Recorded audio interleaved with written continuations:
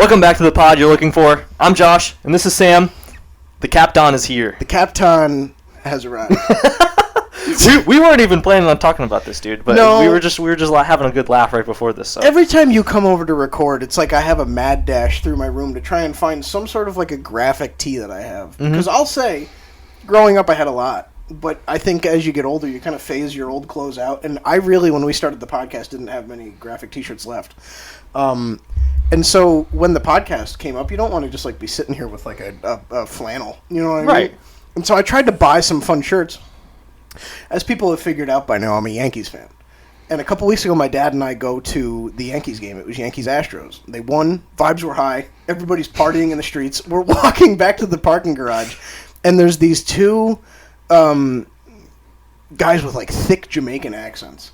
And they had this like kiosk where they were selling $20 Derek Jeter shirts. And let me tell you something. It is all about a good deal. So my dad and I cannot stop. My dad and I, it was one of those like you're walking by it and then you're kind of like 15 or 20 and then you kind of like double back and you're like looking at it. And we're like, should we cop? We decided to cop. And I'm thinking it's a great deal. The guys were nice. Oh, thank you for doing business, sir. And oh, thank you. And very pleasant people. We're walking to the car. We get into the garage, up to the car. My dad goes, let me take another look at that shirt for a second. I look. Derek Jeter's nickname was the Captain, as you know. I don't know if people can see this. Yeah, get right up in the camera. Yeah, there you go. There it is. Oh, yeah. There it is. Oh, show it off for the people. Oh, the Captain. Oh, the big old Captain. So that's where my $20 went. Big old Captain. So I was thinking to myself, this might, like how the Escape Pod guys, like Andrew has the Spider-Man hoodie. Yeah. I think I'm just going to have the Captain shirt. That's just your thing. I really hope somebody skips the first like 20 seconds of the video and they just skip and it's just you right up in the camera. It's me and my short shorts. I know. Can I get a close-up on my thighs? So the Captain has arrived. And the Captain. Yeah. This is the shirt. This is the only shirt I have with a misprint, and it's the only shirt I've worn more than once on the pod. Really? Wow. Can you believe it? You haven't doubled yet? I don't think I have. I don't think I've doubled. I think 3 times. We don't double dip with the shirts. I think because that implies poverty, and we both know we don't do. We don't do poverty. We do not do that. We do not do. So we got the Captain shirt. But I'll tell you what we also have. Tell me. We have a packed episode. There's always a packed episode. I mean, it is full to the brim. I mean, that's the pod you're looking for, right? Packed episode. Loaded. The people come here for a loaded episode. They do come for a loaded episode. It is all about it. That's what it's so about. You want to walk me through, what is the lineup we have today? Because we're about 2 weeks removed now from the craziness that was the summer of superhero movies. Yes. And the big blockbuster summer extravaganza, bonanza that we called it every time we referred to it. We're about 2 weeks removed. So. We have a lot of news pieces. But I did want to start with one thing because of our last episode. Oh. Dude, I'm starting to think people are listening, man, to our pod. Let me tell you something. Serious? I'm serious. Because we've now had 3 or 4 times that we've gone on an episode and said something, and then within, like, the next week, like, the thing we just said just happens. And there's 2 instances of this from the last 2 episodes. Oh, so you're saying there's no, like, regular person listening? No. But the big budget, like Kevin Feige. Yes, I think Kevin Feige's in on this one. I see. I'm convinced, man. So your average, like, 9 to 5 guy. Yeah. Dude. Keep scrolling. Dude, Disney is locked in with us. Amy Pascal is a weekly listener. Dude, we said last week about Starfighter. What did we say? What did we say? What didn't we say, actually? We said a lot. Almost too much. We were talking about Starfighter and just the fact that we wanted to see them get a loaded cast, right? Oh. Loaded episode, loaded cast. It's all about it's loaded everything. Within a week, they announce officially Ryan Gosling, Amy Adams, Aaron Pierre. Yes. Boom. Yes. You say last week, what I want to see is I would love to see them have a fantastic cinematographer and all this stuff. Couple days later, we get the announcement that the cinematographer for both Tron, F1, and Top Gun, Claudio Miranda, is going to be doing the cinematography for Starfighter, dude. This movie just keeps getting better, man. Fire me up. Oh my goodness.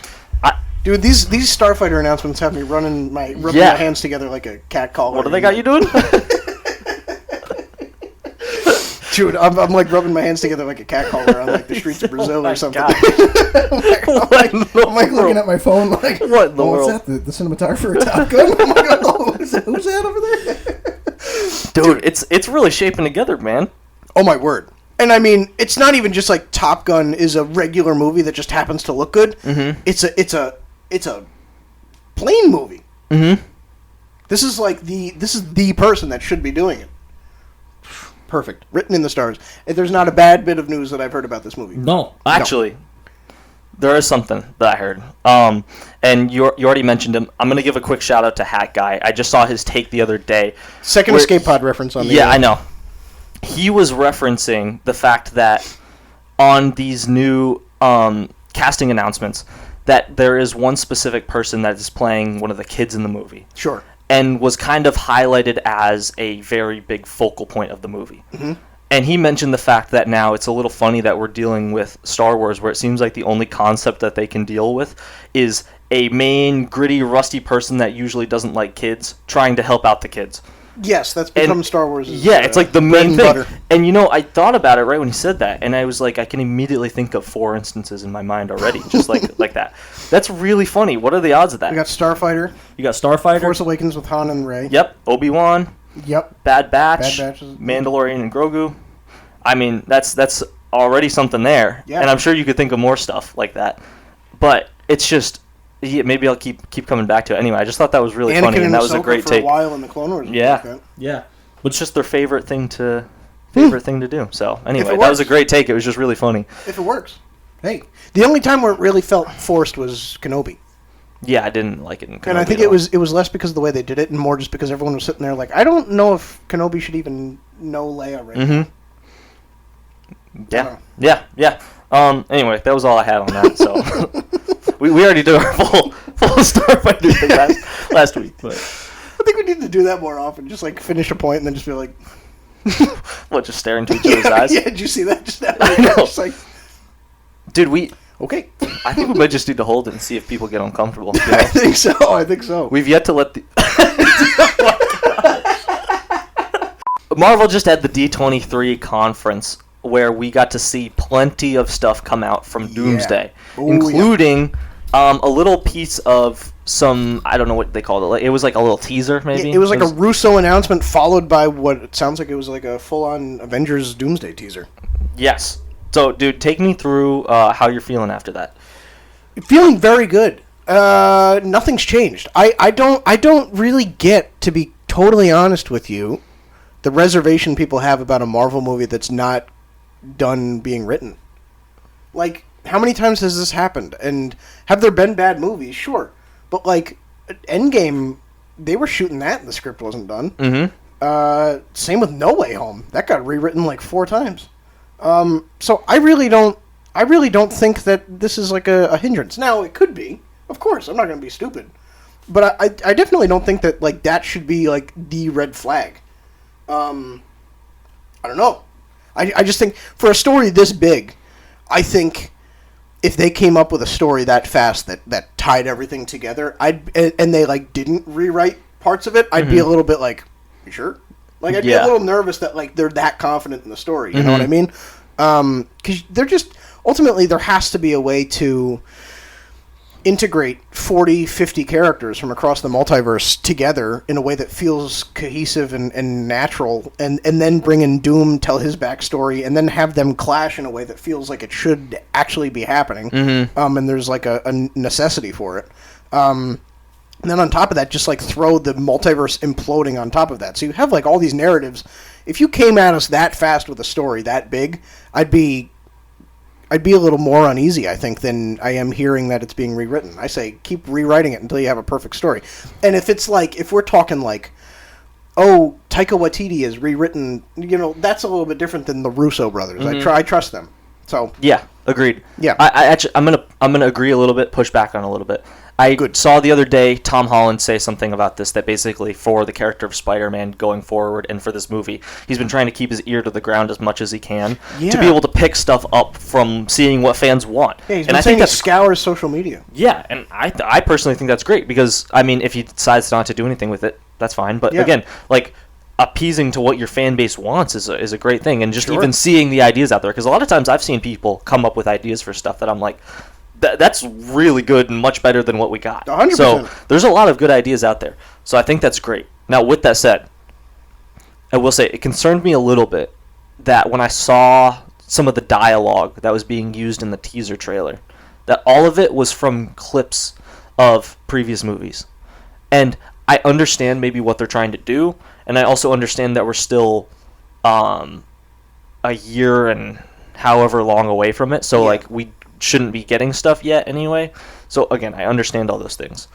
But in terms of them trying to come together with a vision for it, like the things that they said as like, oh, here's a teaser, was like pretty generic in my mind, as just like, we're going to need to form a team. We have a lot of really great people that can form a great team. Sure. Like, we need to be ready. Like, it felt very just like there's no plan in mind. Sure. With what was being said. Now, did I still like get hyped for it? Yeah. Like, Yeah. I still did. But like, it just makes me a little concerned that like we didn't have anything. Like, I thought they've been shooting for a while now, and they couldn't even put like one new line in there. Like, they couldn't have Doom saying one thing or something like that. Like, Yeah. I don't know. But again, I get what you're saying, though, that like I think people get a little like way too worked up about that Right. than they should. Just a little bit. I understand the nervousness, but Yeah, you know, we're still how many months away from it? right. It's in good hands. It's in- 16 months away? Yes. Yeah, and they have all the best people on it, so Mhm. I say just trust the process until you have no reason not to. Yeah. Can I give a little pushback on the pushback? Whoa. Okay. Pushbackception. Okay. I feel that the lines of dialogue being things taken from previous Marvel movies is only concerning if we see what the actual, like, we don't know what the visuals were. Mm-hmm. Now,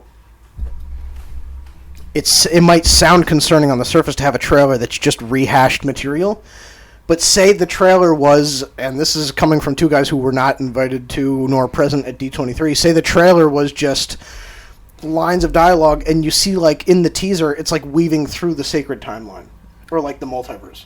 So you're weaving through time, and then say at the end of the trailer you see Loki holding it all together, and then like that's it. That's the suddenly the lines of dialogue don't feel that bad because it's showing like the continuity of Marvel all coming to a head here with Loki, and you suddenly know the stakes. Okay, so Loki is the crux of this story. Like, he's what everybody's like chasing after. Right. Like, say that's the trailer. Suddenly, the lines of dialogue don't seem that concerning. So in my head, I see what you're saying, because they did a similar thing with Rise of Skywalker, where they did a lot of, like, rehashing, play with your emotions. I think the D23 trailer for Rise of Skywalker years ago was just like it was like a rehash of old clips, and they even showed, like, sequel stuff. I'm sorry, prequel stuff, and people were like, it wasn't even in the movie. So it was just kind of a dumb key jangling type thing. Now, so I think in my head, I'm like, I kind of personally will hold on being taken by the fact that it's just lines of dialogue from old movies until I see what the context is. Because if it's something playing with, like, the continuity of the sacred timeline in the multiverse, that's different. But Okay. if the whole teaser was just old clips, it's like, all right, what are you doing? I have 2 follow-up questions for you. A pushback on the pushback of the pushback. Yes. Okay. No, not really. This Oh. is more just a question. Okay. At what point are you going to feel concerned that this movie might get delayed again if it's not kind of wrapped up by then? Like, when do you need to see that they say basically, like, the story's finished, we're pretty much done filming? When do you need to see that to feel confident that we're getting this movie next December? I don't know about a timeline for that, but I feel like Secret Wars is more likely to be pushed back or split into 2 parts than Doomsday is likely to be delayed. For me, Secret Wars feels like the outlier here, not Doomsday. Okay. Just because of how close it is? Yeah. Now, I believe all the rumors that Marvel is having a hard time nailing down certain actors and actresses, like getting contracts worked out. I believe that 100%. I'm sure that's miserable to do. It's got to be awful, and it sounds like it's chugging along and they're building it out, but it can't be easy. Mm-hmm. So I wouldn't entirely be shocked if it got delayed. And in my head, the first delay was devastating. A second one, I almost feel at this point, it's a little bit like the GTA effect, where it's like the first couple times you delayed it, that was irritating, but then like things start coming out about it, and you're like, oh, take all the time you need. Mm-hmm. Like, this thing's going to be the best thing ever, so just take all the time you need. I feel like if another delay were to happen, I'd be like, is that a bummer?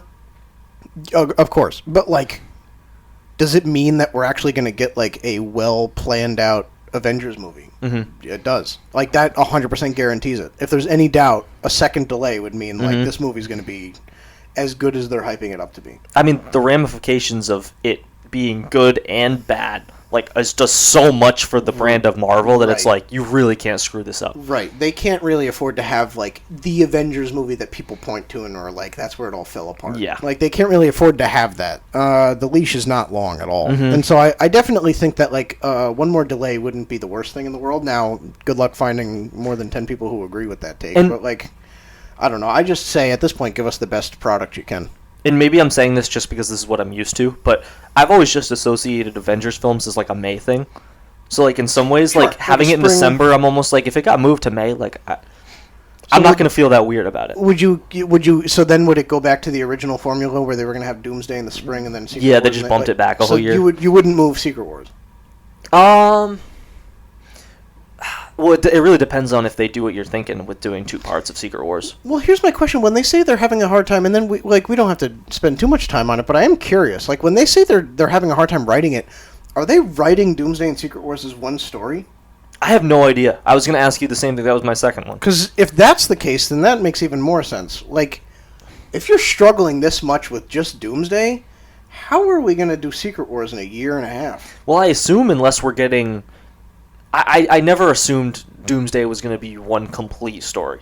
No, of course not. And so I assume you have to know a whole heck of a lot about what you're doing in Secret Wars to be able to finish that off, correct? Yeah. What I think they should have done is they should have had Doomsday, and then Secret Wars should be like 2029. And they should have like 3 or 4 supplemental ones, 3 or 4 Battle World movies where like the people are stuck in this multiversal like purgatory and there's like things going on. Yeah. World War Hulk, Doctor Strange, maybe even a Fantastic Four movie. I don't know. Like what the second movie be in the trilogy be. I have no idea how you would do it. I always felt like just because of how expansive the stories are, and again in the comics, like it's not terribly deep. It's more just like a fan servicey thing that they can get away with because it's easy to draw Hulk in the background. You don't have to cast Mark Ruffalo and spend $80 million. I just feel like in a movie thing, it would make more sense to have it be a little bit more spread out. And that's why I'm curious to see. They have like all those rumors about like next year the secret Marvel movie, or is it 27 where they're like, oh, it might be a secret Avengers movie or a Doctor 2027. Yeah, they're doing. Yeah. I'm curious to see if it's Doctor Strange 3 or maybe it is that second part. Yeah, I'm curious because it's coming out in July. I think is what they have it set for. Right. Which if July 27. If that movie comes out in 27, I would wonder then if it would be what I'm talking about, a Battle World movie, or if it would be a prequel like Ant-Man and the Wasp came out after Infinity War, but it was showing why the lead up, yeah, the last moments before the snap, which I would hope they wouldn't do. I would hope it would just be like in Battle World because you want to see that, so that in Secret Wars when they come to a head with Doom and it's like a huge battle, you really feel the stakes of this world like being mixed together and like why a fight for existence is so necessary, not just like, oh, we're fighting because it would look cool. You know what I mean? Right, yeah.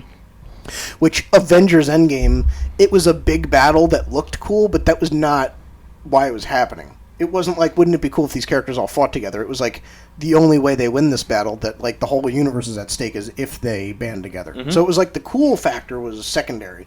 Whereas I worry sometimes that if the story's not thought out enough, you risk good storytelling for, oh, but it just looks cool. Like, it looks like when you were a kid and you used to mix all your action figures together. And, like, that's kind of what Secret Wars is, but it's in the comic form, where the attention span's not, like, it's not as serious of a storytelling medium. Whereas, I mean, there's more that's commanded out of an audience for them to just sit there and see, like, just a fan fiction. Like, it needs to be, like, a serious story. Which is why they need to focus so heavy on it, because if they can get it where the story's solid, like, everything else, I guarantee you, in the cool factor will come into place. 100%. Like, the only thing I want to see is them make sure that there's certain mixing and matching together. Like, we need to see certain people fight and interact. Like, that's just for sure what we need, right? Right. Outside of that, I don't care. No.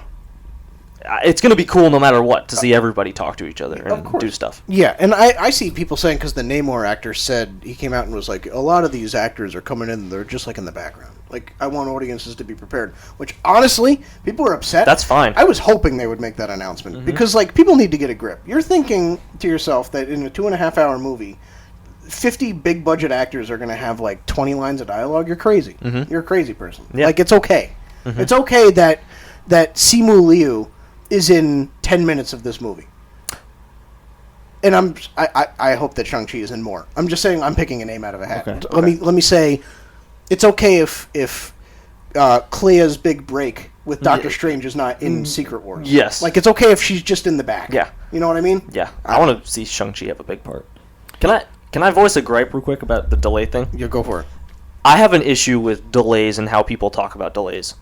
And delays and also just how long it takes to get to a movie. Yeah. I have heard so many people, the same person, say that they're annoyed about a delay, but then they're also annoyed that movies feel like they have to be so oversaturated now and that people just have to get them now. Like, which one do you want? You know what I'm saying? Like, I remember so many people being like, oh, you know, it was cool when we got Star Wars movies and you'd have to wait 5 years and the anticipation would build and build and build. Those same people then will see it get delayed and they're like, I'm just so upset because it's like the whole anticipation gets killed. And you're like, so which one is it? It's a product of the audience being spoiled. So which one is it? When you're given 3 good movies a year for 6 years straight, like we were with Phase 3, you know, you come to expect too much. Yeah. I mean, there's a middle ground. Right. And I get that delays constantly are annoying because it's like you build up and then you're like, all right. It's being reported, dude, that there's a good shot we get a trailer this month for Insomniac. Thank you for finally waking up. Ooh, I didn't realize you had a 3-year hiatus there. Dude, like, they finally woke up, maybe. This September, we're going to be getting our Wolverine game trailer. And they said the game itself might even come out before the end of the year. Yeah. I saw them saying likely early 26 was a possibility. Which is also fine. Yeah, I'm great with that. I thought they scrapped it. Dude, well, because we got nothing. Insomniac just took their ball and went home. I know. After the whole hacking thing, dude, they totally just, like, it's like they had no idea what to do. Like, and the thing that I thought was funnier about it was everything that got hacked, like, everyone was like, this is phenomenal. Yeah. Do it. And they're like, nah, you already saw it. Like, we're good. Like, we're just not going to do it, you know? So I'm really glad to see that they're finally doing something. I know you and I are both, like, huge Insomniac guys. Oh my gosh, like, that'll be a day one purchase. I can't. I might wait even to play pre-order that, and I don't pre-order much. That's like I'm playing it in the first week, like for sure kind of game. Do we trust Insomniac with anything? Yeah. Well, I don't know. We need to see him do something other than Spider-Man. Yeah. What would you want if you were to get like a? Here's the problem: is it would take so long to build out a universe. That would be insane. I would love to see like a. I don't even know, like a Thor, almost like a Assassin's Creed Valhalla Thor game, where you're like going through the 9 realms or whatever. Oh, buddy, That'd be cool. Oh, come on. I don't know. I think Insomniac's the only company I trust to make a Marvel game. If I'm being honest, I think at this point, yeah. I've just been burned too many times by other companies and EA and all them. Like, stay away, man. Insomniac with the Marvel stuff and Rocksteady with the DC stuff. Yeah. Which it sounds like James Gunn's been talking to them about future DC games. So, which rocks, man. Fingers crossed for the long-awaited Flash game that we've all been praying for. Speaking with James Gunn. Oh. This is another situation that we just said on the podcast not even that long ago, dude, about needing sequels. Is this the quickest turnaround we've ever seen for a sequel? They just announced Superman Man of Tomorrow coming out July 9th, 2027. What in the world? This is what good leadership looks like. That's less than 2 years apart. Yes. That's crazy. This is what good leadership looks like. Your thoughts on that, man? He's cooking. Just let him cook. Him already having a sequel not only written, but like they're about to start shooting it soon. Like Nicholas Hoult just came out and said he was shaving his head soon to get on set. That's insane. Like, that's crazy. The movie just came out like 2 months ago. It's just awesome. Like it feels weird to have DC being the company that you refer to as like the company that has their stuff all together. Yeah. You know what I mean? We're about to get Supergirl, Peacemaker. I haven't watched a lick of Peacemaker, but it sounds like it's going very well. And it sounds like there's going to be a lot of cameos towards the end. So might have to check it out. Might have to run that through like a family-friendly filter or something. Yeah, get the 5 minutes out of it that you can. I'll watch 5 minutes of Peacemaker. But it just seems like it's in very good hands, and I want you to be able to speak to it. But yeah, I feel very excited about the future of DC. Yeah. I got a chance last night to rewatch Superman for the first time, not in theater. And I think I had a first time an aha moment where, like, do you ever show somebody a song or a movie and all of a sudden you start going through a critical lens where it's not just for your personal enjoyment, but you're just trying to see how maybe someone else would see it? Someone with no skin in the game would see Yes, it. how they would see it. So I was showing my dad this last night, and I had just a moment where I think it finally clicked to me, like, none of the points I made on this podcast I disagree with at all. Like, I still stand by every single thing I said in that episode. Take it as exactly as I said it. Yeah. I just think maybe I didn't properly adjust my rating to how much other stuff that I said was bad in it, how much it actually does impact the movie. Yes. That's fair. And I think the movie suffers a little bit because of the fact that when you go to Man of Steel and other Snyderverse stuff, it just feels so heavy. There's a lot of weight to it. I didn't feel the same emotional connection, but I did feel like it felt very important. Mm-hmm. And I think that this movie just lacks that because of how much stuff is just going on. For instance, one of the things that was bothering him was just how there's routinely just these crazy monsters coming around, and like it's kind of just treated as a joke, and like you look down at the people and they're like not even looking like they're that scared of it. They're not even running away, and little details like that I was like, you know what, you are right. Like, that is kind of dumb. Yeah. And the fact that we've gone from a universe that was so built on like realism. Yep. And I'm not saying I'm a guy that wants it to be perfectly that way. Like, I like a little bit of sometimes the traditional comic book weird things going on. Mm-hmm. But like to an extent. And I think that there were some times where it's like, okay, this is a little, I don't know, a little too goofy. And it just kind of clouds the movie in a little bit too much. And it really is the movie that, like, and again, this is not me defending it, that, like, if you can just, like, look past some of those things, it's a fantastic watch. Like, a fantastic watch. It is.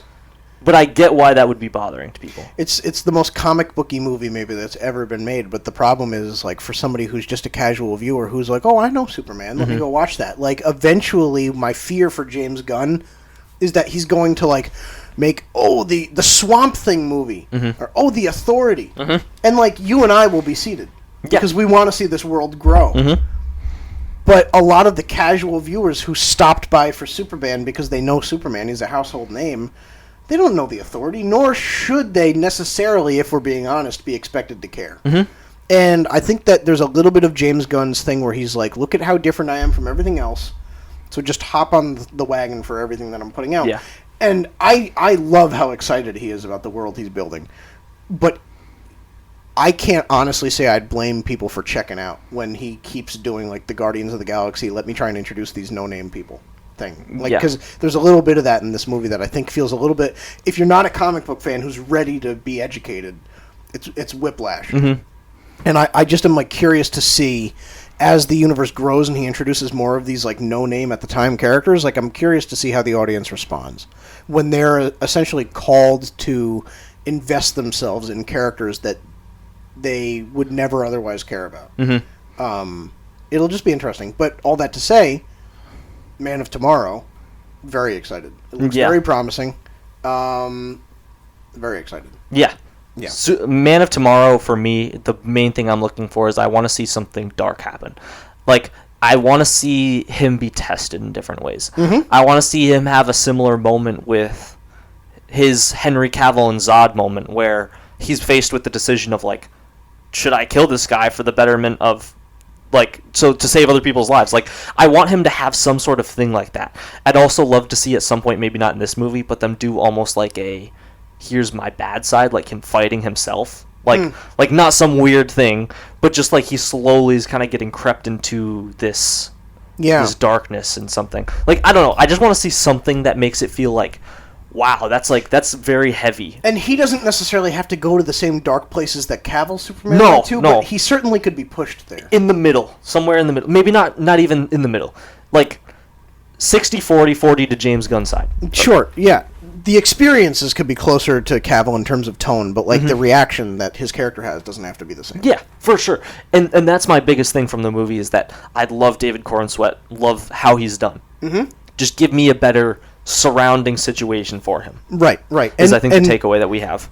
I think until you've built this universe out with at least like 6 or 7 movies, I as somebody who has no say, the way I would suggest doing it is really just kind of like integrate characters that people are ultimately very familiar with, so that when you go to expand, you've already locked in your audience. Yeah. Because now I think people are still nervous. Like people are still nervous that this universe isn't going to work, and I think it's risky. What he's doing is risky with Peacemaker and with the Authority and with Swamp Thing and with Creature Commandos. Like you're playing a risky game, and there are enough people that like James Gunn's style to check in. But the audience for Superman, the global audience for Superman that brought in $600 million post-COVID, is not going to be there for the Authority. They're just not. No.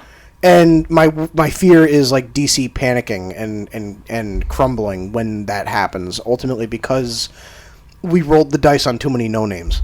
Well, if it helps, I saw something about this, and I do think that they're going to end up... I think we're going to get a Wonder Woman film in 2027 as well. I hope so. That'd be great. Which, like, perfect. Yeah.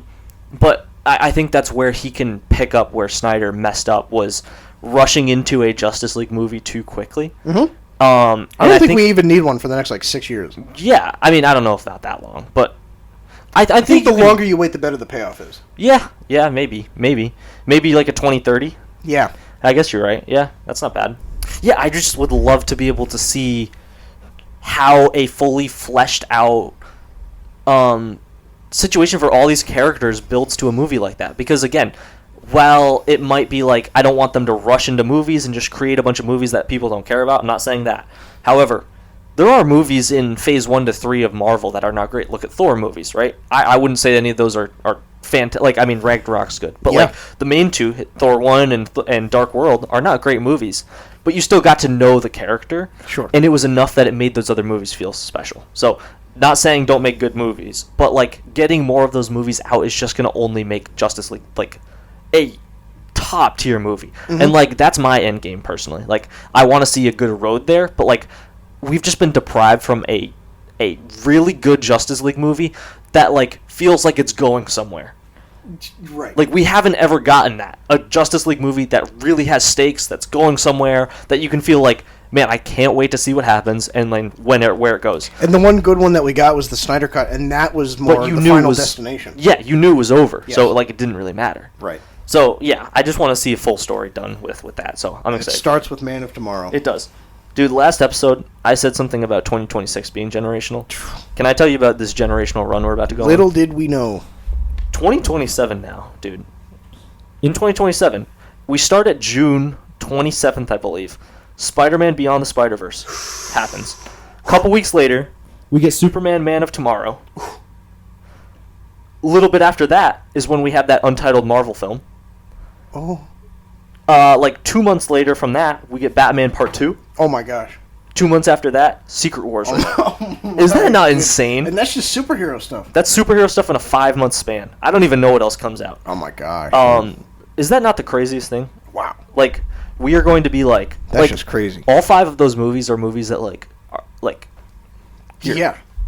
I don't even know what to say. Like, to the point where, like, the Superman movie is, like, probably 5th on that list. Yeah.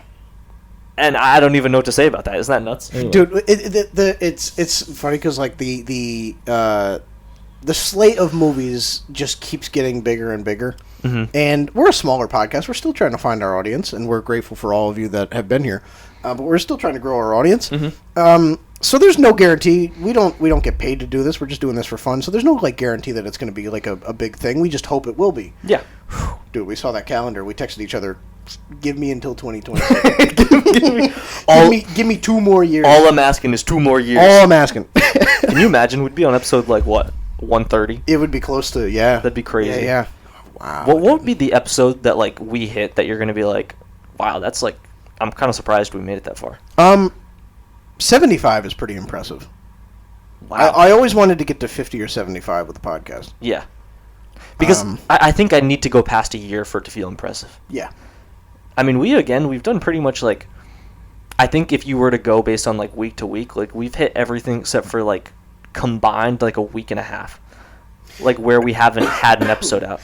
And with all the vacations in the summer, like yeah, we've been kind of locked. Yeah, right.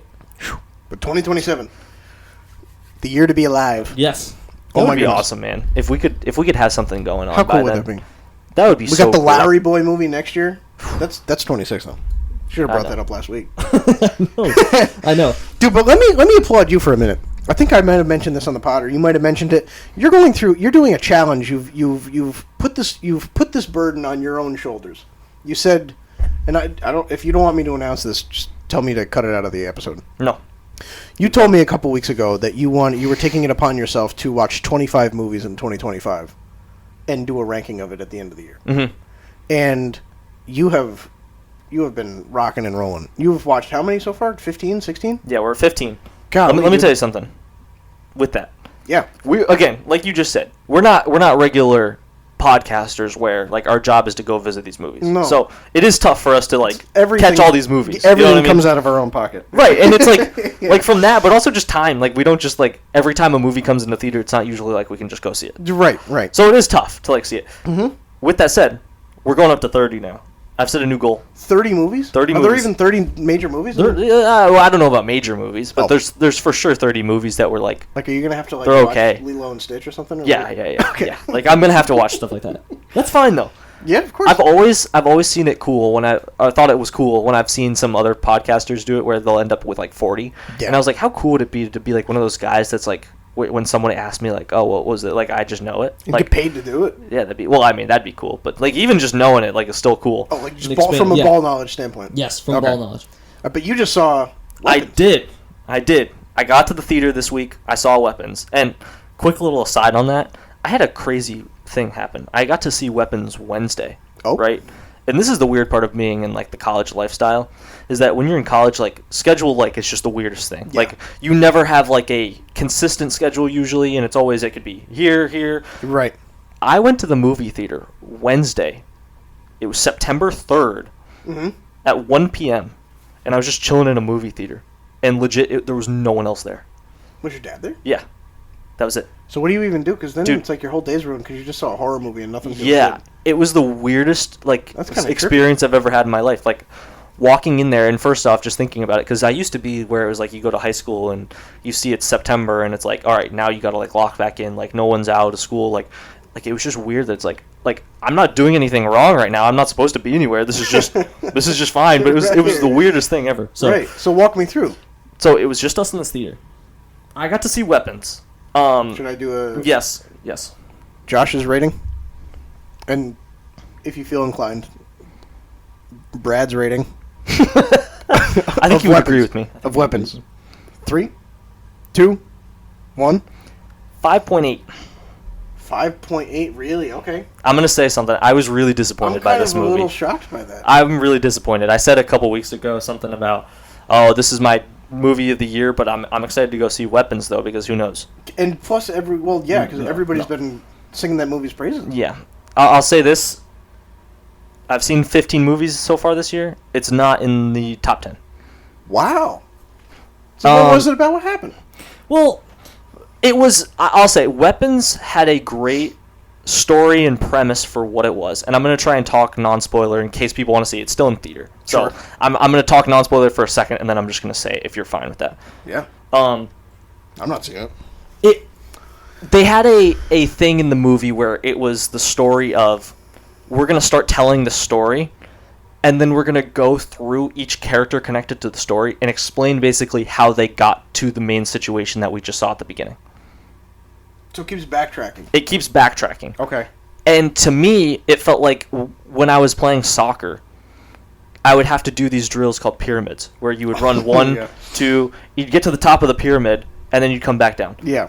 It would feel like it felt like watching that movie like you were at the top of the pyramid coming back down. Sure. Because it was like, all right, I just worked all my way up. Like, it was like, okay, I ran 10 down and backs, and now it's 9. Now it's 8. Now it's 7. Like Like, you did most of the work, and then you would keep slowly doing more work per character, so that when you got to the final character, like, explaining the backstory of how they got there, it was really quick. Like, it was. So there was... But just, like, it was annoying me that, like, we had to keep going back every Right. time. And I liked the idea at first, but, like, they did it every single time. And the whole movie occurs in basically one day. Like, one singular day in this is the story. Okay, so a bulk of the movie is backstory. Yes. Okay. Well, not quite backstory. It's just like explaining the events of that day from each character's perspective to get to this point where like the story actually is So it's a little moved pulp, on. It's a little Pulp Fiction-y. Yeah. Okay. So, like, I would say, honestly, like, 80% of the movie occurs at That same point. Okay. And you finally get to the end where you can see like this is actually okay. Now we're finally gonna get going, and it happens really quick. It wasn't scary at all, like to me, to be honest. And you finally get to the end, and it just feels very underwhelming. Right. And like that's just part of my gripe with this movie. There's as far as horror goes, at the very first 30 minutes of it, and again, I just told you, I was basically by myself in an entire movie theater. Like, if somebody's gonna be scared by a movie, like that's the time to be scared by it. You didn't find yourself scared? I had 2 moments that like jump scared me in the beginning, but it was a jump scare. It was not that I was scared. It was just like, whoa, okay. Like Okay. I was not ready for that, and that was it. Was The there an whole overall rest of like unease that you had watching it, or no? No, Really? not really. Yeah, there was one scene at the beginning that like was pretty good, and that was it. I was very disappointed by this movie. Well, that's a bummer. Dude. I just felt like I was ready for something cool and scary and different. Sure. And it just wasn't. That's a bummer. Yeah, I think the story that they had was actually good. There was too many things that they just didn't explain out enough as well. That was just like. Now, if you're okay with me starting to, are you gonna? I don't know if you're gonna see this, especially with No, I'm not gonna with see my it. raving review. No, you're fine. It sounds almost like the movie should have, as somebody who hadn't seen it, like it sounds almost like based on how you're describing it, it should have been like a miniseries where each episode should have been like a person. That's where I was going. Oh, Yes. Okay, then. I'm Yes. cutting No. that out. No. That's no. Don't cut it out. Yeah, Okay, yeah. okay. That's exactly yes. All right. They and I'm gonna start talking spoiler open. So if you wanna see it for some reason, then Okay. then fast forward a little bit. They first off they show the kids running away from their house, and it shows them running to the forest. The movie tracks that they all run to the same house. Yet it shows that a bunch of these houses caught their kids leaving their house on their Ring camera. Yet then, when you finally see where they went at the end, all the kids come running down the street. The main street.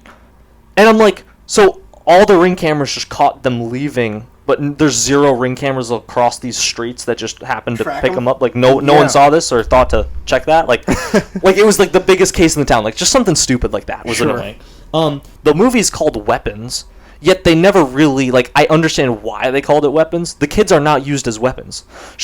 They're being used as basically a way to keep this grandma alive. And I know this makes no sense to you because I didn't really explain what just happened, but her name's Aunt Gladys, and she's basically the bad person in this. Is it like a possession thing or what? Yeah, it's like she's dying and she's trying to, like, suck the life out of them to keep Oh. herself alive. She's like a Yikes. witch. and Like, it's called Weapons, but they're, like, rarely used as weapons. And there's dreams where, like, Gladys appears to people. And, like, it's not explained how that happens. And also, her goal with the whole thing was to stay undercover. Yeah. So that, like, people didn't know she was there doing what she was doing. Yet, like, she's appearing to people in their dreams. So they've literally seen Gladys in their dreams. Why would she do that? Like, there's a scene where there's a guy running through the woods and Gladys is just chilling on a log and she's, like, smiling at... Like, why would she do that? Well, I'll say that's one thing I can't do in horror is old ladies. Yeah. I can't do. Why old is that ladies in so horror. scary? I don't know, dude. It happened in It. There was that one scene where Yeah. the lady goes to Uh-huh. visit the old lady, and then she like, there's like the scene of like Jessica Chastain's character, and she's like looking into the thing, and then like the old lady like runs around in the back, and I'm like, I can't do it. I think old ladies is like that's like the thing that like, I can't do it. Yeah, I don't know. There's something about like an old Yeah. lady like hustling around. It freaks me out. And it's like it feels like they shouldn't be able to, so that's why it's weird. Yeah, dude. Yeah. Any unnatural movements from like somebody over the age of like 83 just creeps me out, dude. I don't know if I can do it. I don't know. funny. I don't know. That's Okay, so 5.8. Yeah, 5.8. But again, you brought this up. Yeah. It would have been so much better in a miniseries. It sounds like it. I probably One would watch. episode per character would have been so perfect. Sure. And then they could have done one final long episode to do like the whole wrapping up of it, and I would have thought that was so much better. Right. That's a bummer. Yeah.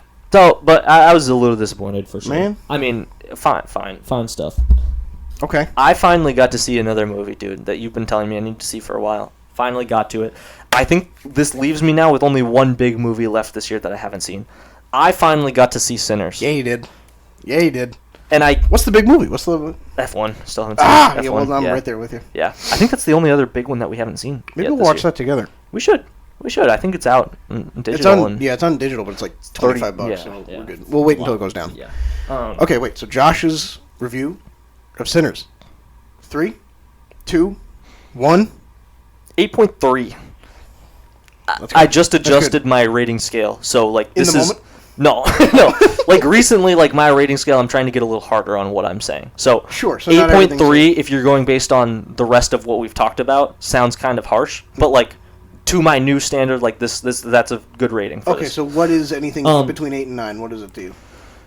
What's that? Like, so in your new scale, like, what would you consider, like, an 8 to 9 if you had to put, like, a description to it? Like, movies that fall within the 8 to 9 range. I would say an 8 to 9 is just a fantastic movie. Like, it's Okay. really good. Okay. It's really solid movie. It's not, like, my favorite or, like, peak, Sure. but it's, like, it's just a really good movie, is Okay. how I would say it. And I think once you hit the 9, that's, like, a big jump. Yeah. Like, 9's where it's like, wow, okay, that's touching something. Dude. And this movie really is really good. And I think coming in with an 8.3, honestly, like, if anything, is a disservice to the movie. That was just how I felt with it. Yep. I totally understand why people have this as the movie of the year. Mm-hmm. And have this movie as a 9 and up. You talked about it a couple weeks ago, and I kind of wanted to, now that we've both seen it. This is the first time we've both seen a movie in a while. Yeah. I want to, like, kind of open this up for both of us to talk about. What do you think? But What do you think? Where are you at, like, story-wise? I think he did a good job weaving two genres together, and multiple genres, actually. Sure. At certain points, I felt like I couldn't exactly tell where it was going. Like, I knew where it was going, but I was still kind of confused on, like, how they were going to make that all connect. I knew the music piece was obviously the main thing. Like I don't mean that. Mm-hmm. But, like, you have a lot of setup for the movie. And I honestly felt like the part I liked more about the movie was not the second half or the last third payoff of the vampire part, but was actually just the world that they were portraying. Yeah, it was just the slow burn of the world. Yeah, like, I saw people's I main agree. gripes with it was the setup, and I was like, I actually thought that was the best part. Yeah. Like, the way they depict this universe, and they show just how life was, and him going through and picking up all these people, and taking them, and then, like, setting it up, and just getting to see him do it, and Michael B. Jordan's incredible. He's awesome. Like, he's so good, you cast him twice. Like, he's a cool. he's a just cool that dude. good. Yeah. And I don't know. Do you agree? You know what I'm saying? Like, I do. It was awesome. I think there's something interesting. Not to be weird, but there's something interesting about. It was a very creative decision to have the story be told in this time period with this specific group of people. I think that it's interesting because you, like, think about, like, being a black person in that time, and then you throw something fantastical like a vampire situation into that. You think about, like, all of the weight that, like, somebody in that person's shoes would be walking through. They kind of are already on edge about like everything. And these people are, like, living in a town dominated by, like, the Ku Klux Klan, and, like, there's already tension. So then you throw into that a vampire group of people, like, and I think that, like, strategically kind of interweaving horror elements and a horror threat into a group of people with the historical context of, like, where their headspace was at that time. I think you really see that reflected quite well in the actors, like, in their performances. I felt that, like, Michael B. Jordan's performances, a lot of the people their names are escaping me, but just, like, the core group of characters that survive for a majority of the movie, I just felt like they sold, like, the overall, like, dread of, like, you're kidding me, as if life couldn't get worse. There's vampires now. Like, I feel like that, kind of what you're saying, that's why I think the whole movie is good, rather than just, like, the climax when the horror thing comes to a head. I think it's just cool seeing these people, like, from a performance perspective, it's cool seeing, like, the theme of, like, you know, this is, like, our escape. We've built this place as, like, an escape from the world. and we couldn't even escape it for one night. Like, Yes. I just think, like that adds a whole new element to it. And it's such a nice break from the typical California white blonde walks into a killer shack and is shocked that there's somebody with an axe behind her. You know what I mean? Mm-hmm. Like, it was such a nice departure from that added so much depth to the movie that I think a lot of horror movies are lacking. Just thought it was really well done. Dude, now that you've seen it, the scene where they're singing Will You Go, Lassie Go, and they're, like, singing, Yes. and then, like, Haley Steinfeld, like, turns around, she's walking back up the road, and, dude, the guy just, like, lifts up into the air. A lot of the movie, the moments where I was like, I should be scared right now, I wasn't scared. That moment, I remember I was in bed, and, like, I kind of, like, I remember, like, I put my phone down, I literally, like... Yeah. I kind of just stared at the wall for a second. Dude, I don't know what it was, because it was just like the unnatural movement thing. Yes. I think that's like the horror that gets me, is like the inhuman movement from somebody that like totally shouldn't be able to, like... Yes. The way he just hoisted himself up into the air, like, really got me. Yeah, and he was so unpredictable with when he was going to do something that I honestly had no idea what was going to happen with that. And there's a lot of that. Then there's the other scene where the guy goes to the door and they're like, hey, let me in. And then like he like grabs his arm and like goes to... Yep. I'm good.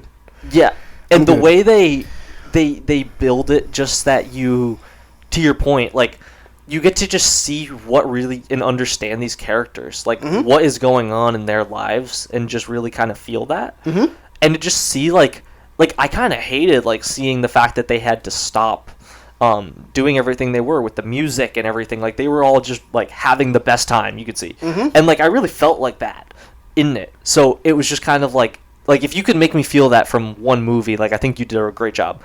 Also, having him die.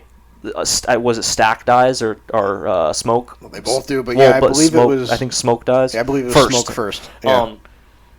Smoke dies, and like I was not ready for that at all. Were you? Especially the way they Not do it really, was a no. little like...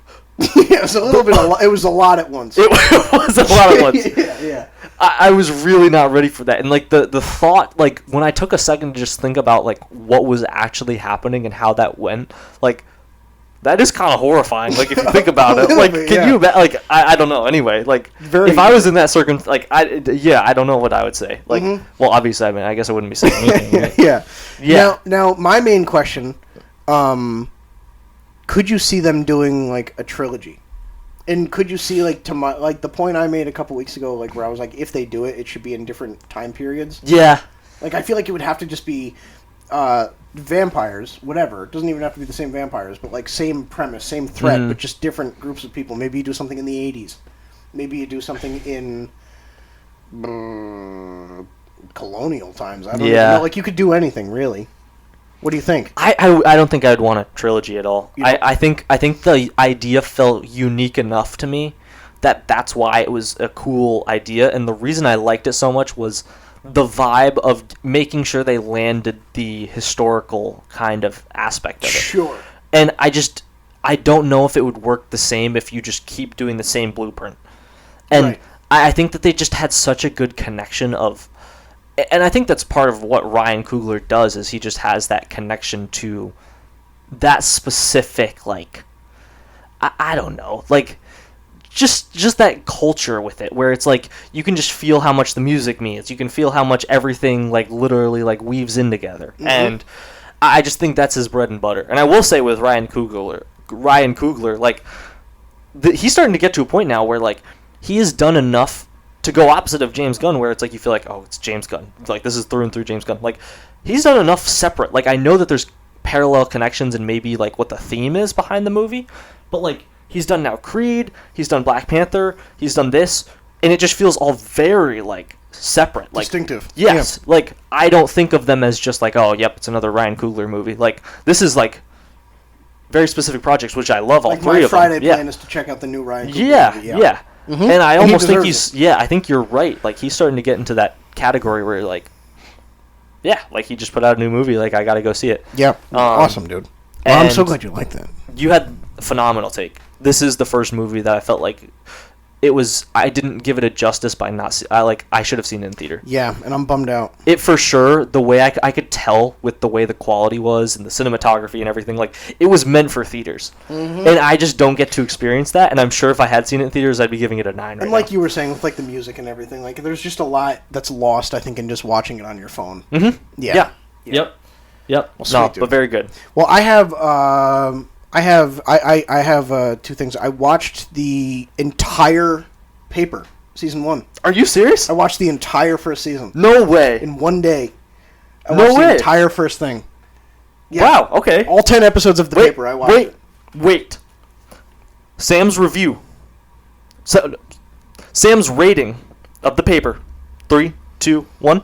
I'm gonna say 6.6, Okay. but that's not bad because the first season of The That's not Office, bad. the first season of The Office was really not that good. Mm-hmm. Now I remember watching The Office, and the first season was not bad. It was very awkward, no emotional investment in much. But I remember walking away from the first season thinking, there's something here with Jim and Pam, and there's something here with Michael. Mm-hmm. And I think that I care enough to return for season 2. And then season 2, where I was like, okay, I like the world here. We're getting a little bit funnier. And then like towards the end of season 2, you kind of get like, now there's like 2 or 3 running gags, and you're like, all right, so now I got to return to season 3 because I want to see if they push the line any further. And then you introduce like new characters like Ed Helms, Andy, and like a different, and then it starts to grow out, and actors and characters fall in love and go. Some characters leave, they come back, and it was just like this like living, breathing organism that was like there was always a new reason to come back. Mm-hmm. And I'll say the Paper, there was not more than 1 or 2 distinct moments in all 10 episodes across the entire first season that really made me do anything more than like a. Mm-hmm. It was not that funny. Really? No, it wasn't. I'll say I can't really. If you asked me to name every character, I think I could get 3 or 4 deep out of like the 10 or 12 characters that are in here. It's not that memorable yet, but I see the skeleton of something that really could end up becoming like a special show. Like I see it.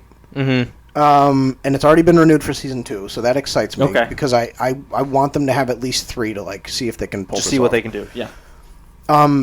The romantic dynamic between, or just the character dynamic between the main guy, Ned, and the lady, what is her name, Mare, believable.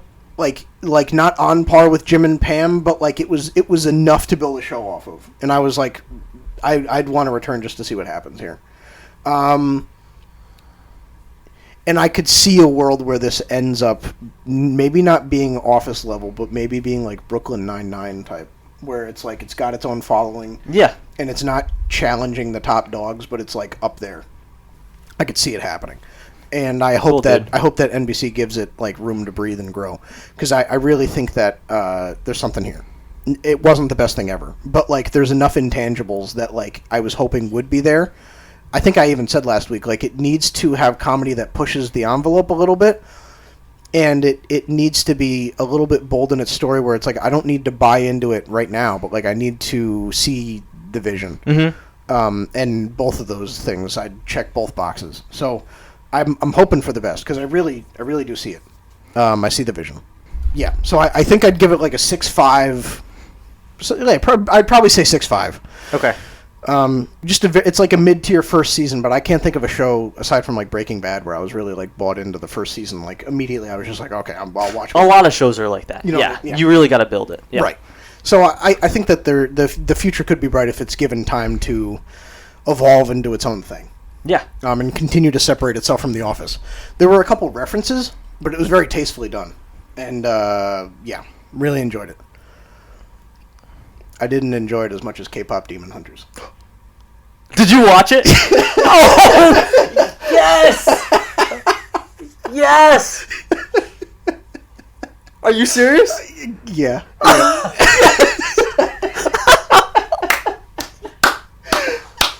Are you kidding me? No, I'm being totally Wait, for real. wait, hold on. I watched it. I watched. Should we get a review or a quick number? Hold on, let me. I finished it this morning. Oh my gosh. Hold on, I gotta. Yeah, you gotta think about this. I do a little bit. I cannot believe we are here. You watched it?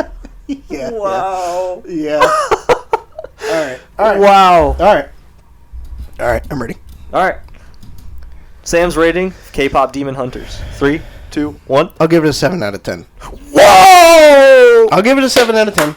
Now, will I go and see this movie in theaters? Probably not.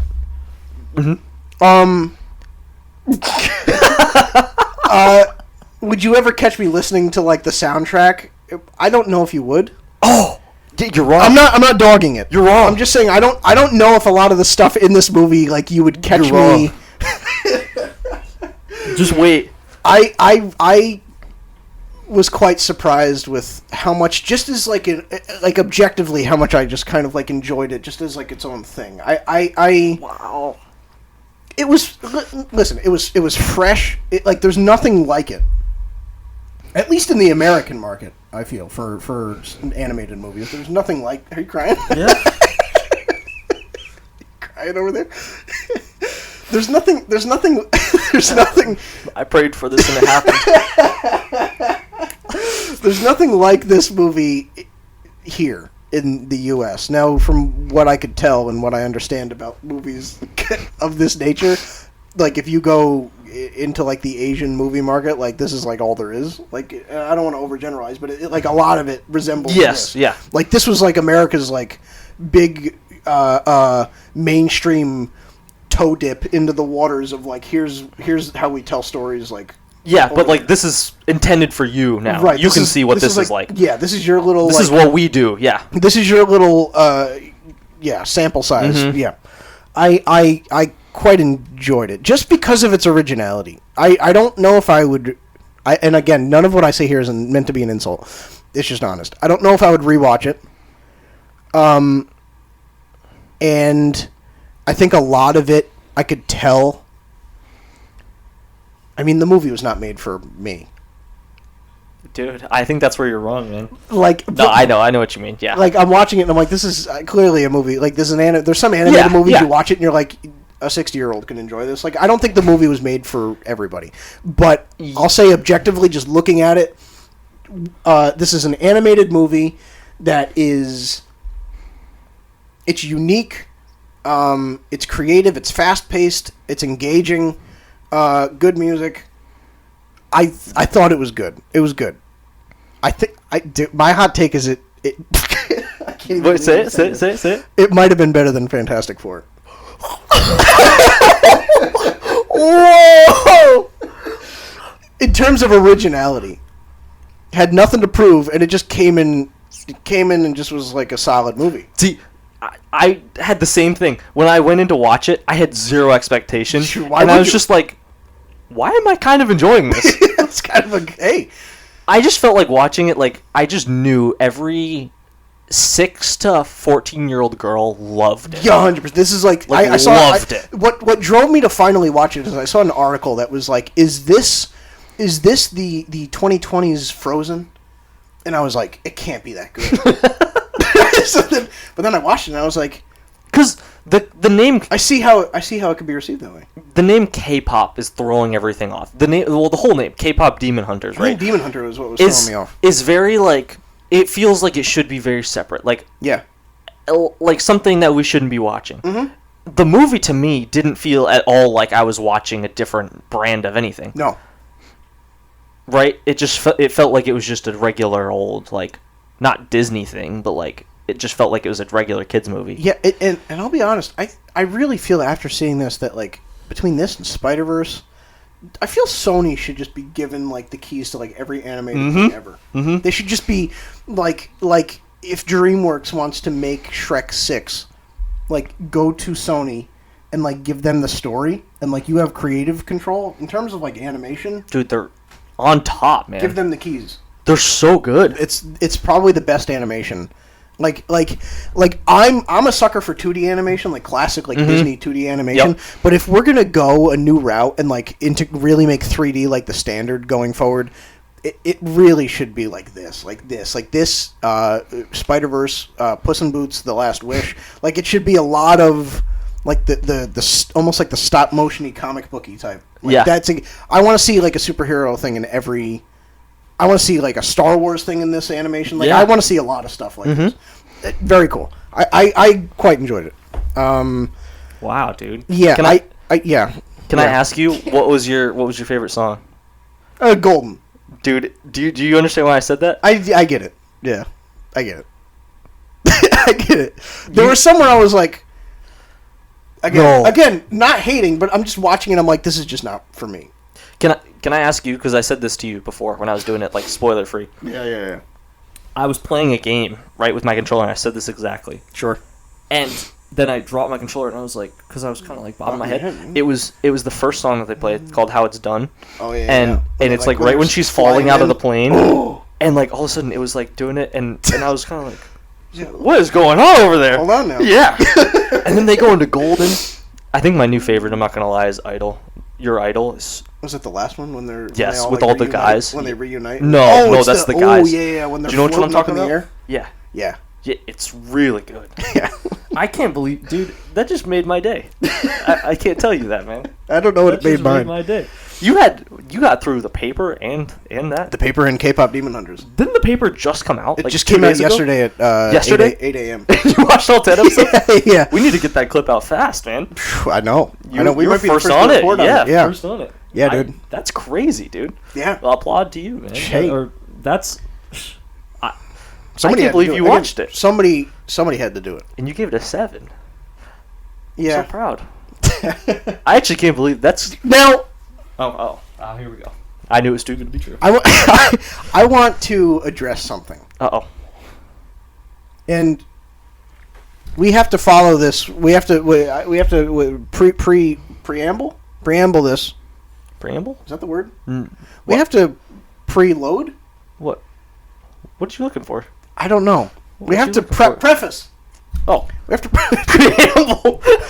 Preload. We have to preface this with you are working your way actively through Lord of the Rings for the first time. Yes. You haven't seen Return of the King yet, but you just Yes. watched Fellowship and you just watched Two Towers. Yep. You told me the other day. Can you tell me what you said to me? Can you tell me? It had to do with K-pop.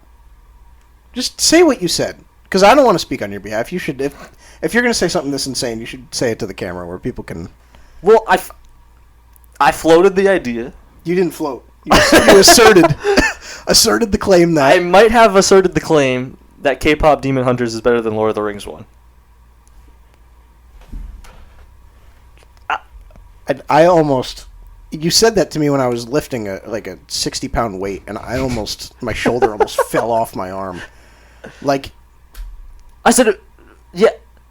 No, stand your business. Stand your ground. I'll stand on it. Stand on it. I think. How could you? Can I? Just say, I know. As somebody who grew up with Lord of the Rings, and again, K-pop Demon Hunters, 7 out of 10. How could you? How? How could you even make that claim with confidence, dude? What are you doing? Is this you like stirring the pot, or is this for real? You actually feel this way? It was better than Fellowship of the Ring. Do I actually think that? No. Maybe. No. It's. I'll say this. It's really close in my mind. It's not though. It is. It's not. It's really close. I say this right now, and I just know, by the way, that a very loyal listener. Shout out to Jonah. He's like punching a steering wheel right now. Like absolutely punching a steering wheel. Like I don't even know like that. Like dude. Let me say this about Lord of the Rings real quick. I know we need to do like an official talk at one point, so I'll keep it. Keep it muted. I'll say this about Lord of the Rings, sure. Right? And again, we're gonna do full something on this. Mm-hmm, this is just a tease. I have not watched the third one yet. Haven't watched the third one yet. Is that on me? Yeah. You tell. Oh. Okay. Have not watched the third yet. Again, just watched the first 2 the other day, and I've been watching the extended one, so they're 4 hours long. So it's like I just haven't gotten to this next one yet. Yeah. 4 hours. Yeah. The first Lord of the Rings, I can understand why people like it. Okay. What? I can understand why people like it. Now, I can't understand why you like it beyond a certain point. Because it is all set up. The movie literally ends where you're like, I can just tell you just shot all three of these movies together, first off, but, like, it literally ends just, like, with nothing happening. Like, not even, like, a side plot done. Like, you just get the direction forward. And it's partly on me for having watched the extended versions, because I know that the extended versions are probably for people that are diehard fans. And it's like, I just want as much as I can soak out of this, right? I want to understand the lore deeper. I want to understand this. It is so lore heavy. And you should see the stuff they cut out. I can't imagine, man. It's 4 hours long, and you don't have really that much connection to these characters yet. Again, it's the way you just said the first season of the show. Sure. I just think it's